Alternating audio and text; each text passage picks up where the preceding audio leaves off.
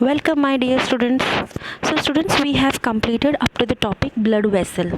In that, we have covered the topic arteries as well as the veins. Today, we will going to study about the activity related with the artery and veins, and this activity is activity 11.1. So, in this activity, what you have to do, you have to take a middle and index finger of your right hand on the inner side of your left wrist.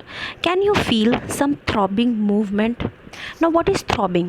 Throbbing means हिलना, means थोड़ा सा धक्का जैसा लगना, थोड़ा सा हिलना, उसको बोलते हैं थ्रॉबिंग मूवमेंट. मीन्स ऊपर नीचे, up and down type movement. Why do you think there is throbbing? This throbbing is called pulse. See, what you have to do like this, which is present in figure 11.2. You have to take your wrist, means left वाला wrist लेना है और right hand से आपको अपने pulse पे अपना दोनों फिंगर को ऐसे टच करना है, रखना है. And you will going to feel some movement. कोई एक थ्रॉबिंग मूवमेंट होगी, ऊपर नीचे कुछ ऐसी मूवमेंट होगी. वो क्यों होता है? उसको बोलते हैं पल्स. Pulse beat. और आप कैसे उसको मेजर करोगे, मींस पल्स रेट आप कैसे मेजर करोगे? आपने देखा होगा कई बार हमारे डॉक्टर जो है वो पल्स रेट हमारी चेक करते हैं, because at the time of fever, फिर कोई भी ऐसे ब्लड प्रेशर कभी कभी हाई हो जाता है तो हमारा पल्स रेट जो है वो भी हाई हो जाता है, या जब बीपी लो होता है तो हमारा पल्स रेट जो है वो भी लो हो जाता है. ओके, तो normally in 1 minute there are around 72 to 80 beats होते हैं हमारे पल्स में. ओके, इतनी ज़्यादा वो बीट करते हैं. और ये जो बीट होना है वो डिपेंड होता है on the heart. Okay, heart कैसे पंप कर रहा है हमारे बॉडी में, वैसे ही ये जो पल्स रेट हैं वो भी वैसे ही बीट करते हैं. Okay, now record your own pulse beat per minute and those of your classmate. And in table 11.1 you have to fill the ये टेबल फिल करना है विथ योर फ्रेंड्स और विथ योर सिबलिंग, कजिन, जो भी घर में है आपके. आप उनका पल्स रेट जो है पर मिनट आप चेक कर सकते हो कि 1 मिनट में कितनी बार वो पल्स जो है आपकी बीट करती है. Okay, now in previous lecture I have explained you about artery as well as the vein. कि आर्टरी का काम होता है ऑक्सीजन रिच ब्लड को हार्ट की तरफ पहुंचाना, और वेन का काम होता है carbon dioxide rich blood heart तक पहुंचाना. तो इनका मेन काम क्या होता है? जो भी अच्छे जो ब्लड होते हैं, जिसको बोलते हैं ऑक्सीजन रिच ब्लड होते हैं, वो पूरे बॉडी में कौन ट्रांसपोर्ट करता है? वो काम होता है आर्टरीज़ का. और वेन्स का काम क्या होता है? जो कार्बन डाइऑक्साइड रिच ब्लड है उस कार्बन डाइऑक्साइड को थ्रू एक्सहेलेशन बाहर निकालना होता है. तो वो कौन करता है? वो वेन करता है. वेन्स क्या करते हैं? जो भी कार्बन डाइऑक्साइड रिच ब्लड होते हैं वो पहले हार्ट के पास ले जाते हैं, हार्ट लंग्स के पास ले जाता है वो blood, carbon dioxide rich blood.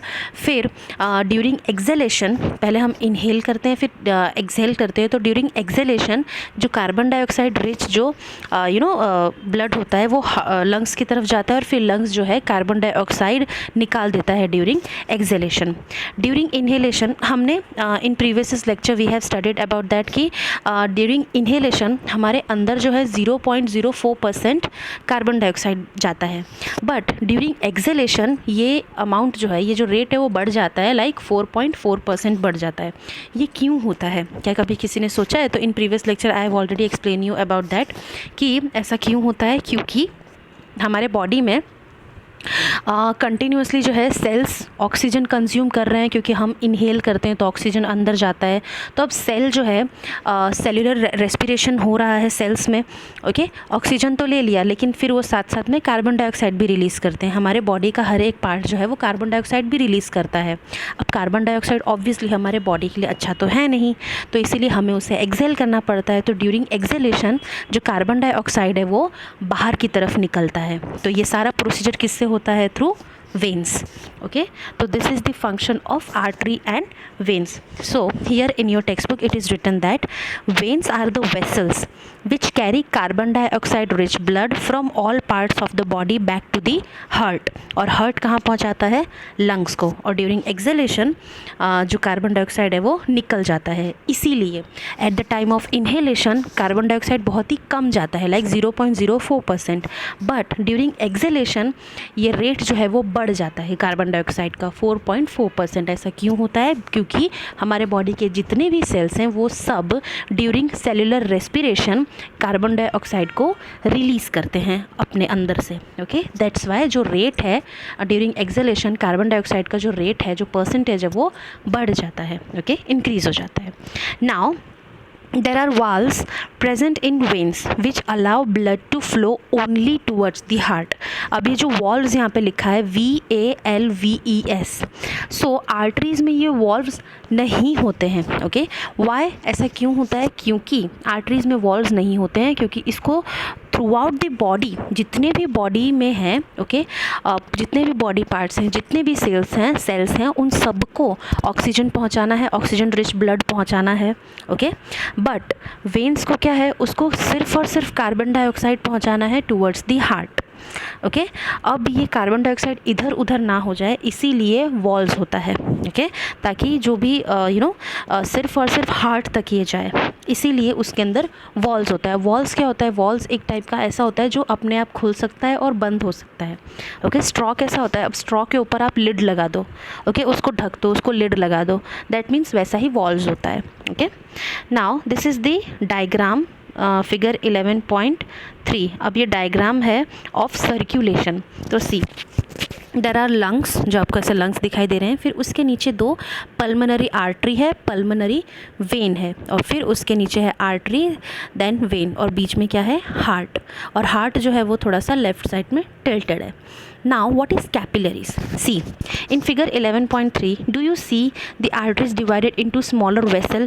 आपको दिखाई दे रहा है एक आर्टरीज जो हैं वो डिवाइड हो रहे हैं छोटे छोटे वेसल में। वो क्यों हो रहा है? Let us understand first of all that on reaching the tissue they divided further into extremely thin tubes called capillaries, and the capillaries join to form veins which empty into the heart.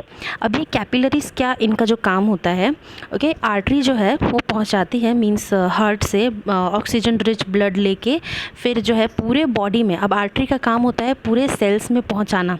Okay, इसीलिए ये thin tubes में divide हो जाते हैं capillaries के तरीके से, means छोटे छोटे पतले पतले थिन ट्यूब्स में ये डिवाइड हो जाते हैं, जिससे कि सारे सेल्स में जो है ब्लड पहुँच जाए। और उसके बाद जब सारे सेल्स में पहुँच जाते हैं थ्रू दिस कैपिलरी, तो फिर अगेन ये वेन्स में डिवाइड हो जाते हैं, और जो भी कार्बन डाइऑक्साइड रिच ब्लड होता है वो वेन्स में, मींस वेन्स में जाता है, फिर वो हार्ट में जाता है, और फिर थ्रू पल्मनरी आर्टरी वो लंग्स में तरफ जाता है, और ड्यूरिंग एक्सहेलेशन लंग्स जो है कार्बन डाइऑक्साइड को निकाल देता है।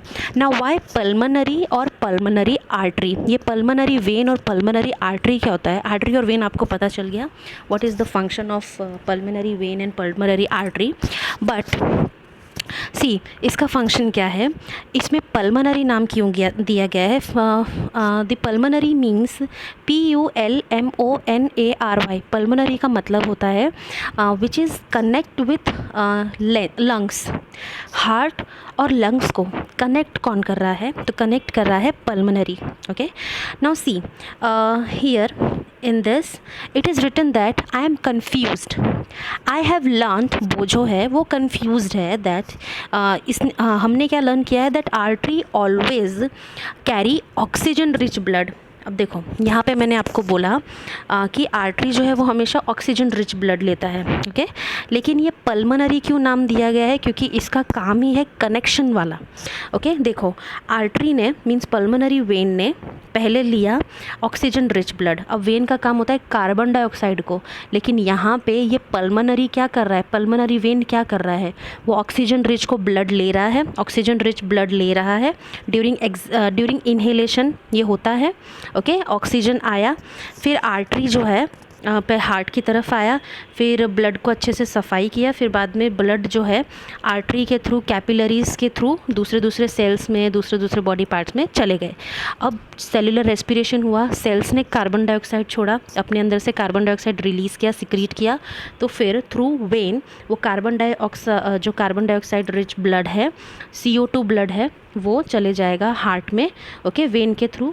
फिर पल्मनरी आर्टरी जो है वो कार्बन डाइऑक्साइड रिच ब्लड को लंग्स तक पहुंचाएंगे, और फिर लंग्स ड्यूरिंग एक्सहेलेशन जो भी कार्बन डाइऑक्साइड रिच ब्लड है वो उसको वापस एक्सहेलेशन से निकाल देंगे। ओके, तो पल्मोनरी आर्टरी और पल्मोनरी वेन का थोड़ा सा काम उल्टा होता है, ओके। और जो नीचे वाले जो आर्टरी हैं, जो वेन है, जो मेन फंक्शन काम, उनका मेन काम होता है, ओके। आर्टरी का काम होता है ऑक्सीजन को दूसरे सेल्स में पहुंचाना, ओके। ऑक्सीजन रिच ब्लड को दूसरे सेल्स में और दूसरे इन बॉडी पार्ट्स में फैलाना, ओके, जो इंटरनल ऑर्गन होते हैं। और वेन का काम होता है कार्बन डाइऑक्साइड को बॉडी से निकालना, जो सेल्स प्रोड्यूस करते हैं, ओके। जो भी सेल्स कार्बन डाइऑक्साइड को प्रोड्यूस करते हैं उनको निकालना।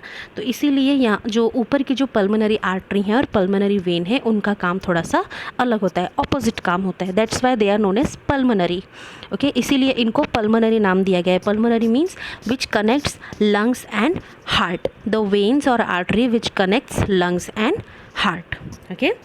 And now in this blue box it is written blood donation। अब ब्लड डोनेशन क्यों इम्पॉर्टेंट है और ब्लड डोनेशन से कोई हार्म नहीं होता है, जिसकी यहाँ पे लिखा है दैट जिसकी भी बॉडी हेल्दी है, अच्छी है, उसको ब्लड डोनेट करना ही चाहिए, because lots of people are dying without getting blood.